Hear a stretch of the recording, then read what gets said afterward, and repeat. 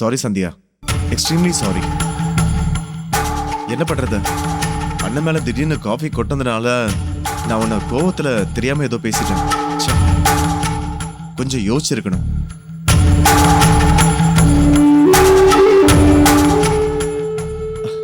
இருந்தாலும் நீ என்ன பண்ண முடியும்? காஃபி உன்னால ஊட்ட முடியாதுல்ல, அவர் பெரிய மாமா வேற. சரி, இன்னொரு தடவை இந்த மாதிரி நடக்காம பாத்துக்கிறேன், சரியா? சச்சா, நீங்க இவ்ளோ தூரம் சொல்லணுமா? நீங்க சொல்லலனாலும் நானே மூடோட்ல தான் இருக்கேன். எதுக்கு? ஓ,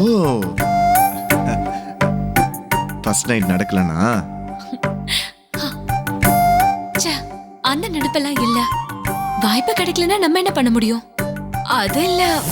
அப்ப வேற என்ன?